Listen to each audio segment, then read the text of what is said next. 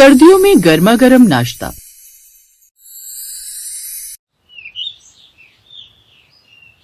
जयपुर शहर में दिसंबर की तेज ठंडी सुबह थी। मिश्रा परिवार की रसोई में अभी तक चूल्हे या गैस की आवाज नहीं आई थी।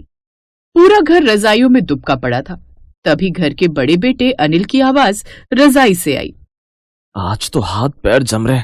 अरे कोई है क्या जो हमें चाय दे दे। तभी दूसरे कमरे से सास रत्ना की आवाज आई। अरे बेटा, तेरी ही तरह सब रजाई में घुसे पड़े हैं। कौन जाएगा इतनी ठंड में। वैसे तेरी जोरू सो रही होगी बगल में, उससे बोल थोड़ा उठने का जोर लगाएगी और सबके लिए चाय नाश्ता बनाएगी। हाँ, बहुएं तो जैसे रोबोट हैं, जिन्हें ठंडी नहीं लगती। माँ जी, आज चाय नाश्ता मत बनवाना, मैं नहीं जा रही रसोई में। आज बड़ी ठंड है। मुझे तो लग रहा है रजाई से निकलते ही कहीं मैं जम न जाऊं। माँ जी, आप ना अपनी छोटी बहू को बोल दो, वही बना लेगी सबके लिए खाना। उसी वक्त छोटी बहू शिखा ने भी कमरे से आवाज दी। अच्छा, छोटी बहू लोहे की बनी है क्या? मैं अभी बाहर नहीं आ रही। बाहर का नल देखना, ऐसा लग रहा है जैसे बर्फ जम गई है। हाथ धो तो हाथ सुन्न हो जाए। हे भगवान, रसोई कौन संभालेगा? घर में 6 लोग और उठने वाला कोई नहीं। माँ जी, मैं उठ जाऊंगी लेकिन आधे घंटे बाद। अब सास खुद ही गुस्से में पैर पटकते हुए बोली। हे भगवान, घर को होटल समझ रखा इन बहुओं ने। तभी अचानक से रसोई से ठक ठक की आवाज आई, जिसे सुनकर सभी चौंक गए। हैं? कौन है रसोई में? अब सास खुद ही किचन में गई, लेकिन वहां का हाल देखकर हैरान रह गई। हाय राम, रसोई शिमला बनी पड़ी है। तभी सास गैस जलाने की कोशिश करती है। अरे ये क्या, ये सिलेंडर भी लगता है खत्म हो गया। अरे ओ रजत, तूने सिलेंडर बुक नहीं करवाया था क्या? तभी छोटा बेटा रजाई से झांकते हुए अपने कमरे से बोला। ओ, भूल गया माँ, आज चूल्हा जलाकर उसी से काम चला लीजिए। अरे जमाना जुगाड़ करता था मैं नहीं। मैं तो एलपीजी वाली औरत हूँ, मुझसे ये चूल्हा नहीं जलता। ये तो बस तुम्हारी दादी माँ का शौक था। इतने में बड़ी बहू बोली। माँ जी, आप चूल्हा जला लीजिए, मैं मोबाइल पर आपकी रील बना दूंगी, सच में वायरल हो जाएगा। अरे चुप, मुझे सोशल मीडिया वाली शेफ नहीं बनना।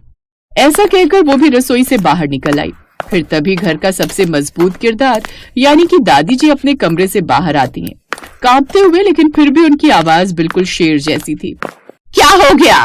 क्यों तुम सबने हल्ला मचा रखा है? सर्दी है, कोई तूफान थोड़ी आया है। अब ठंड की वजह से तो हम नाश्ता करना नहीं छोड़ सकते ना। लेकिन माँ जी, रसोई में तो बर्फ जमी पड़ी है। जमा है तो पिघला लो। चलो हटो, रसोई मुझ पर छोड़ो। तुम सबको ठंड लग रही है ना, तो घुसी रहो रजाइयों में। लेकिन इस बुढ़िया में अभी भी दम है, अपना और अपने परिवार का पेट पाल सके। उनकी आवाज से दोनों बहुएं भी बाहर आ गई। बाय गॉड, ये दादी माँ को भी चैन नहीं है। एक हम है जवान खून, जिनसे बिस्तर नहीं छोड़ा जाता, और एक ये है 80 साल की बूढ़ी दादी, जिन्हें इस उम्र में भी चैन नहीं पड़ता। अब दादी सास ने लकड़ी का पुराना चूल्हा निकाला, जिसे देखकर सिया चौंक गई। दादी, ये अभी भी घर में है? हाँ बहू, तुम लोगों के फैशन बदलते हैं, पर हमारा जुगाड़ कभी आउट ऑफ फैशन नहीं होता। हमें तो आज भी यही चूल्हा भाता है, तेरी सास की तरह नहीं कि बस सिलेंडर के भरोसे ही बैठे रहे। कुछ भी मत बोलिए माँ जी, भूल गई आप जब मैं नई नई ब्याह कर आई थी, तब आप इसी पर मुझसे खाना बनवाती थी। हाँ, क्योंकि इसके फालतू के सिलेंडर के पैसे भी बचते हैं और खाने में स्वाद भी आता है। लेकिन तुझे क्या, तुझे तो इन सब से जैसे कोई फर्क ही नहीं पड़ता। अरे आप सब लड़िए मत, और आप ये बताइए दादी माँ कि आप ये चूल्हा जलाएंगी कैसे, क्योंकि छत पर रखी लकड़ियां तो गीली भी होंगी। अरे तू बस देखती जा, तुम्हारी दादी सास तुम्हारी सास की तरह निकम्मी नहीं है, बल्कि जुगाड़ एक्सपर्ट है। ये माँ जी तो बस मेरे पीछे ही पड़ी रहती हैं। रजत बेटा, तू छत से लकड़ियां उठा ला। अपनी दादी के कहने पर वो झट से छत पर रखी लकड़ियां ले आता है, और अब दादी चूल्हा जलाती हैं, जिसके बाद वो सबके लिए उसमें चाय बनाती है। चाय पीकर सब लोग एक बार फिर बिस्तर में घुस जाते हैं। फिर कुछ देर बाद रसोई से धुआं निकल रहा था, पर महक धुएं से ज्यादा आलू की टिक्कियों की आ रही थी। उसकी खुशबू से सब लोग उठकर बैठ गए। वाह, क्या खुशबू आ रही है। लोगों की बहुएं कितनी अच्छी होती हैं ना, जो बढ़िया बढ़िया नाश्ता बनाकर खिलाती हैं। एक मैं हूँ जिनकी दोनों बहुओं को बिस्तर छोड़ने का मन ही नहीं कर रहा। तभी दादी सास ने रसोई से आवाज दी। अरे कमबख्तो, तुम सबकी ठंड चली गई हो तो अब आकर नाश्ता भी कर लो। दादी सास की आवाज सुनकर सभी बाहर आ गए। अरे ये क्या माँ जी, आप क्यों नाश्ता बना रही हैं? तो क्या करूं, भूखी रहूं? तुम बहुओं को तो अपने घर की चिंता है नहीं, तुम सब ठंड से लड़ते रहो, लेकिन पेट गर्म रखना भी जरूरी है। सोचा क्यों ना एक बार फिर पुराने दिनों की तरह चूल्हे पर गर्मा गर्म नाश्ता बनाओ। अरे वाह दादी, आप तो कमाल कर गई। भले ही हम सब ठंड से जमे पड़े हो, पर दादी का जज्बा नहीं जमता। दादी सर्दियों का क्लासिक नाश्ते की तैयारी कर रही थी, जिसमें आलू की चटपटी टिक्कियां, बेसन का मसालेदार चीला और साथ में गुड़ वाली चाय। दादी माँ, ये गुड़ वाली चाय क्यों? सर्दियों में मीठा पेट में आग जलाए रखता है। ये सब जो आज बनाए है ना, ये है सर्दियों का गर्मा गर्म नाश्ता। शिखा हंसते हुए बोली। अरे वाह दादी माँ, आप तो मास्टर शेफ निकली। मास्टर शेफ नहीं, मजबूर शेफ हो। जब बहुएं रजाई में मिल जाए ना, तो बूढ़ों को ही चूल्हा जलाना पड़ता है। ये सुनकर दोनों बहुएं सिया और शिखा शर्मा गई।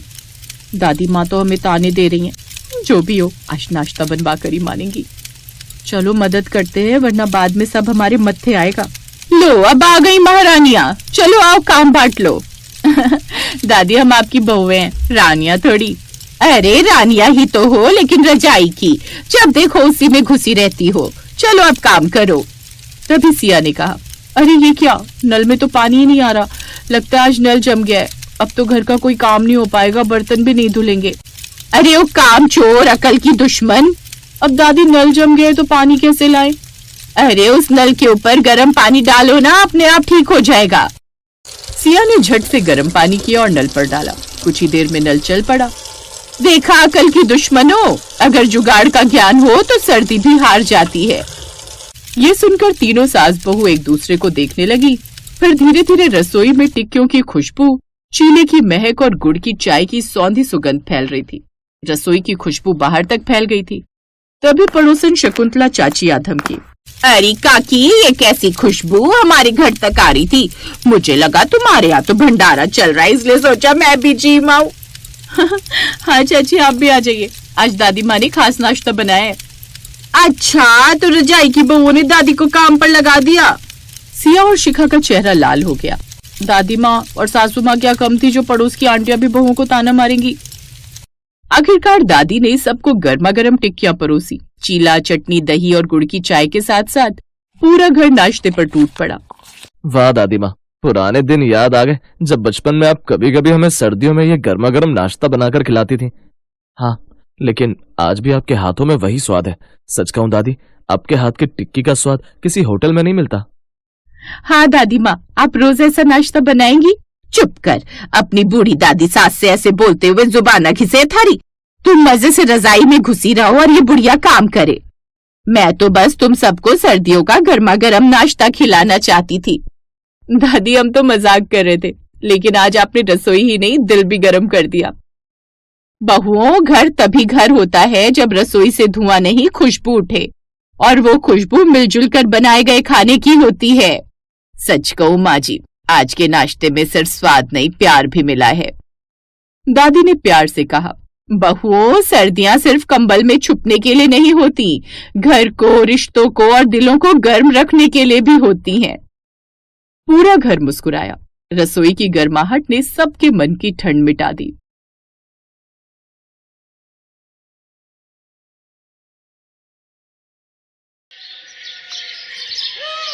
माँ, नाश्ते में क्या बनाया है? आलू के पराठे बनाए हैं आज। अरे वाह, आलू के पराठे, मजा आ जाएगा फिर तो। तुझे पसंद है ना आलू के पराठे? मामा, ठंडी के मौसम में सुबह सुबह आप जब भी पराठे बनाती हो ना, तो बहुत ही मजा आता है। तो बता, तुझे कौन कौन से पराठे पसंद है? आलू के, गोभी के, और एक बार वो जो आपने सफेद वाले बनाए थे ना। हैं सफेद वाले कौन से छोटे? अच्छा, पनीर वाले। ये कहानी इन्हीं दोनों भाइयों की है। हरीश और उसका छोटा भाई सतीश अपने माता पिता के साथ एक गांव में रहते थे। उनके पिता बड़े किसान थे। उनके पास काफी जमीन थी, लेकिन एक दिन यही जमीन उन दोनों भाइयों के बीच लड़ाई की सबसे बड़ी वजह बन गई। अरे ये तो बता दे कि पराठा कैसा बना है हरीश, बस खाए ही जा रहा है। हाँ, अच्छा बना है। क्या बात है बेटा, देख रही हूँ तेरा मन कहीं और है। क्या सोच रहा है? इतना गुस्सा गुस्सा सा क्यों है? देखो माँ, मैं साफ साफ कह देता हूँ, सड़क किनारे वाला खेत तो मैं ही लूंगा। भैया ने ये कैसे मान लिया कि वो खेत उनका है? अरे पर उसके बदले मैं तुझे वो बड़ा वाला खेत तो दे रही हूँ ना। रहने दो माँ, अगर छोटे को वो सड़क वाला खेती चाहिए तो दे दो उसे ही। और तू क्या लेगा फिर? मुझे जमीन और संपत्ति का कोई लालच नहीं है माँ। लालच जैसी कोई बात नहीं है भैया, मैं अपना हक मांग रहा हूँ। माना कि पिताजी के जाने के बाद आपने घर की सारी जिम्मेदारी उठाई है, लेकिन इसका मतलब ये नहीं है कि आप अकेले ही सारी संपत्ति के मालिक हैं। ये क्या बात है सतीश? कम से कम पराठे तो चैन से खा ले, फिर करते रहना बंटवारे की बात। वैसे भी अभी मैं जिंदा हूँ, जब मर जाऊं तो इस घर के बीच में दीवार खड़ी कर लेना, समझे? माँ। सतीश की आंखों के सामने उसका पूरा बचपन एक बार में ही गुजर गया। उसे वो सड़क किनारे वाला खेत तो मिल गया था, लेकिन वो अपने बड़े भाई का प्यार खो बैठा था। तभी अपनी छत पर हरीश टहलने के लिए आया। वो सर्दी की सुबह थी। हरीश ने सतीश को देखा, 2 सेकंड नजरें मिलाई और फिर दूसरी तरफ मुंह करके टहलने लगा। सतीश भी हरीश को देखकर कुछ नहीं बोला। कुछ देर बाद हरीश के घर के नीचे से उसकी बहू हर्षिता ने उसे आवाज लगाई, पापा जी जल्दी नीचे आ जाओ, पराठे बन गए, ठंडे हो जाएंगे। हर्षिता की बात सुनकर हरीश सीढ़ियों की तरफ बढ़ने लगा। तभी उसने एक नजर फिर सतीश को देखा, जो नजरें झुकाए बैठा था, पर हरीश ने उससे कुछ नहीं कहा और फिर वो नीचे आ गया। कहाँ चले गए थे आप पापा जी? देखिए ना पराठे ठंडे हो रहे हैं। कहीं नहीं बेटा, वो ऐसे ही छत पर जरा टहलने गया था। कितनी ठंड है और आप ऊपर ठंड में टहलने चले जाते हो, बीमार पड़ जाएंगे। यहाँ बैठे मैं पराठे लेकर आती हूँ, साथ में दही लेकर आऊं? नहीं, पराठे के साथ सिर्फ चाय दे दो। सिर्फ चाय क्यों? पता है, जब मेरी माँ पराठे बनाती थी ना, तो हम दोनों भाई, मेरा मतलब हम सब चाय के साथ ही पराठे खाते थे। फिर शाम को जब हर्षिता अपने पति हिमांशु के साथ बैठी थी, सुनिए आज मुझे सब जानना है। क्या जानना चाहती हो? ये कि पापा जी और चाचा जी आपस में कभी बात क्यों नहीं करते? हम उनके घर क्यों नहीं जाते और वो हमारे घर क्यों नहीं आते? आप हमेशा टाल देते हो, पर आज मुझे सब जानना है कि आखिर ऐसी क्या बात हो गई दोनों भाइयों के बीच। अच्छा बाबा, धीरे बोलो, सब बताता हूँ। उस दिन हिमांशु ने हर्षिता को सारी बात बता दी। सारी कहानी जानने के बाद हर्षिता दुखी हो गई और वो सोचने लगी कि कैसे दोनों परिवारों को एक किया जाए। सुनो, आपसे जरा एक काम है। हाँ, क्या हुआ बताओ। मुझे ना वो दादी वाला चूल्हा चाहिए। हंस क्यों रहे हो? आजकल की बहुएं भी ना, उन्हें चूल्हा दो तो कहती हैं कि गैस चाहिए, और अगर गैस दो तो कहती हैं कि चूल्हा चाहिए। ज्यादा मजाक बनाने की जरूरत नहीं है, आप बस उतना करो जितना कहा मैंने। अच्छा बाबा, ठीक है। पता नहीं स्टोर में कहाँ किस कोने में पड़ा होगा। हाँ तो जिस भी कोने में पड़ा हो हम मिलकर उसे ढूंढ लेंगे। अरे पर तुम्हें करना क्या है? दादी के चूल्हे का? क्या आप नहीं चाहते कि चाचा जी हमारे साथ आ जाएं, दोनों परिवार एक हो जाएं? धीरे बोलो हर्षिता, पापा जी ने सुन लिया तो तुम्हारे साथ साथ मेरी भी डांट पड़ेगी। देखो मैं चाहता तो हूँ, पर हम उस घर में ना तो जा सकते हैं और ना ही उनसे बात कर सकते हैं।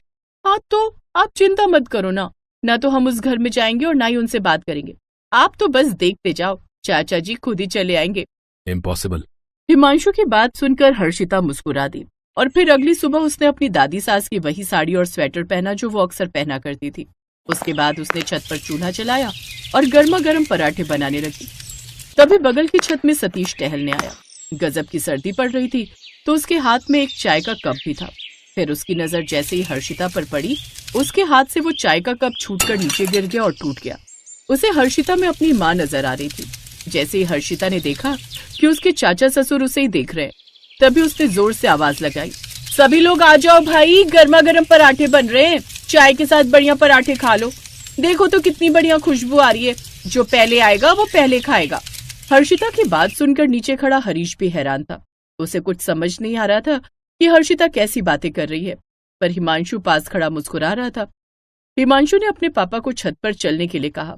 उधर दूसरी तरफ ना चाहते हुए भी सतीश के कदम अपने आप ही हर्षिता और उसके चूल्हे की तरफ चल पड़े।